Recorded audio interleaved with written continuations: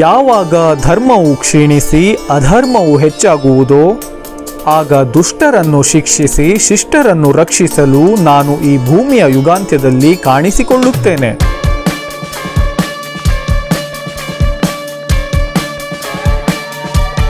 ದ್ವಾಪರ ಯುಗದ ಅಂತ್ಯದಲ್ಲಿ ಶ್ರೀಕೃಷ್ಣನು ಅರ್ಜುನನಿಗೆ ಹೇಳಿದ ಮಾತಿನಂತೆ ಕಲಿಯುಗದ ಅಂತ್ಯದಲ್ಲಿ ಕಲ್ಕಿಯಾಗಿ ಪ್ರಕಟಗೊಳ್ಳುವ ಮೊದಲು ಭೂಲೋಕದಲ್ಲಿ ನಡೆಯುವ ಅನಾಚಾರ, ಅತ್ಯಾಚಾರ ಹಾಗೂ ಭೂಮಿಯ ಅಂತ್ಯದ ದಿನಗಳ ಚಿತ್ರಣವನ್ನು ತೋರಿಸುವ ಪ್ರಯತ್ನವೇ ಕಲ್ಕಿ 2898 AD.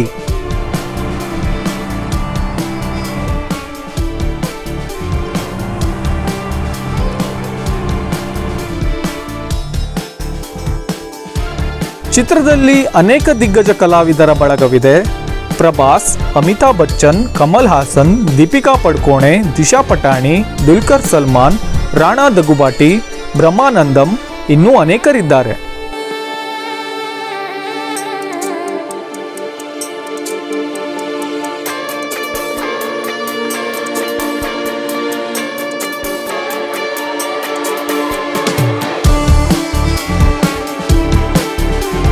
ವೈಜಯಂತಿ ಮೂವೀಸ್ ಸುಮಾರು 600 ಕೋಟಿ ಬಜೆಟ್ನಲ್ಲಿ ಈ ಸಿನಿಮಾವನ್ನು ನಿರ್ಮಿಸಿದ್ದಾರೆ. ನಿರ್ದೇಶಕರಾಗಿ ನಾಗಾ ಅಶ್ವಿನ್ಗೆ ಇದು 4ನೇ ಸಿನಿಮಾ. ಸಿನಿಮಾದ ಕತೆ, ಚಿತ್ರಕಥೆ ಹಾಗೂ ನಿರ್ದೇಶನವನ್ನು ಅದ್ಭುತವಾಗಿ ಹೆಣೆದಿದ್ದಾರೆ. 3D ವರ್ಕ್, VFX ಹಾಗೂ ಟೆಕ್ನಿಕಲ್ ವರ್ಕ್ಸ್ ಸಿನಿ ಪ್ರೇಕ್ಷಕರನ್ನು ಬೇರೊಂದು ಲೋಕಕ್ಕೆ ಕರೆದೊಯ್ಯುತ್ತದೆ ಹಾಗೂ ಚಿತ್ರಕ್ಕೆ ಹಾಕಿರುವ ಶ್ರಮ ಹಾಗೂ ಹಣವನ್ನು ಎತ್ತಿ ತೋರಿಸುತ್ತದೆ. ಈ ಚಿತ್ರವು ಕಲ್ಕಿ ಸಿನಿಮ್ಯಾಟಿಕ್ ಯೂನಿವರ್ಸ್ನ ಮೊದಲ ಭಾಗ. ಈ ಚಿತ್ರ ಹಿಂದೂ ಪುರಾಣಗಳಿಂದ ಪ್ರೇರೇಪಿತವಾಗಿದೆ. ಕ್ರಿಸ್ತಶಕ 2898ರಲ್ಲಿ ಯುಗಾಂತ್ಯದ ನಂತರದ ಜಗತ್ತಿನ ಲ್ಯಾಬ್ ವಿಷಯವಾದ ಸಮ್ 18ನಲ್ಲಿ ಹುಟ್ಟಲಿರುವ ಮಗು ಕಲ್ಕಿಯನ್ನು ಉಳಿಸುವ ಕಾರ್ಯಾಚರಣೆಯಲ್ಲಿ ತೊಡಗುವ ಆಯ್ದ ಕೆಲವರ ಸುತ್ತ ಚಿತ್ರ ಸಾಗುತ್ತದೆ.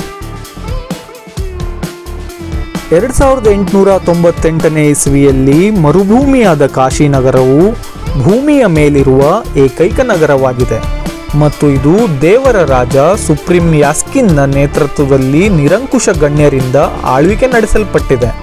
ನಗರದ ಮೇಲಿರುವ ತಲೆಕೆಳಗಾದ ಪಿರಾಮಿಡ್ ಮೆಗಾ ಸ್ಟ್ರಕ್ಚರ್ನಿಂದ ಆಡಳಿತವಾಗಿದೆ. ಇದನ್ನು ಕಾಂಪ್ಲೆಕ್ಸ್ ಎಂದು ಕರೆಯಲಾಗುತ್ತದೆ. ಪುರಾತನ ಭಾರತೀಯ ಹಿಂದೂ ಪುರಾಣ ಮತ್ತು ನರಕರೂಪಿಯಾದ ಸಮಾಜದ ಹಿನ್ನೆಲೆಯಲ್ಲಿ ಹೆಣೆಯಲಾದ ಈ ಕಥೆಯು ಕ್ರಿಸ್ತಪೂರ್ವ 3102ನೇ ಇಸ್ವಿಯಲ್ಲಿ ಮಹಾಭಾರತದ ಯುದ್ಧದ ನಂತರದಿಂದ ಕಲಿಯುಗದ ಆರಂಭವಾಗಿ 2898ರವರೆಗಿನ ಸಹಸ್ರಮಾನಗಳ ಪ್ರಯಾಣವನ್ನು ವಿವರಿಸುತ್ತದೆ. ಚಿತ್ರದ ನಿರೂಪಣೆಯು ಹಿಂದೂ ದೇವತೆ ವಿಷ್ಣುವಿನ 10ನೇ ಅವತಾರವಾದ ಕಲ್ಕಿಯ ಆಗಮನದ ಸುತ್ತ ಸುತ್ತುತ್ತದೆ. ಭೈರವ ಹಾಗೂ ಬುಜ್ಜಿಯ ಒಡನಾಟ ಸಿನಿಮಾದ ಸುತ್ತಲೂ ಆವರಿಸಿ ಜನರನ್ನು ಮನರಂಜಿಸುತ್ತದೆ. ಸಪ್ತ ಚಿರಂಜೀವಿಗಳಲ್ಲಿ ಒಬ್ಬರಾದ ಅಶ್ವತ್ಥಾಮನ ಪಾತ್ರದಲ್ಲಿ ಅಮಿತಾಬ್ ಬಚ್ಚನ್ ಅವರ ನಟನೆ ಅಮೋಘವಾಗಿದೆ. ಅದ್ಭುತವಾದ ಸಿನಿಮಾಟೋಗ್ರಫಿ ಇರುವ ಈ ಚಿತ್ರವನ್ನು ಎಲ್ಲರೂ ಚಿತ್ರಮಂದಿರದಲ್ಲಿಯೇ ವೀಕ್ಷಿಸಿ ಹಾಗೂ 3Dಯಲ್ಲಿಯೇ ವೀಕ್ಷಿಸಿ ಮತ್ತು ಚಿತ್ರ ನಿಮಗೆ ಹೇಗೆ ಅನಿಸ್ತು ಅಂತ ಕಮೆಂಟ್ ಬಾಕ್ಸ್ನಲ್ಲಿ ಕಮೆಂಟ್ ಮಾಡಿ. ವಂದನೆಗಳೊಂದಿಗೆ ಧೀರಜ್ ಬೋರ್ಕರ್, ಅಲ್ಮಾ ನ್ಯೂಸ್ 24.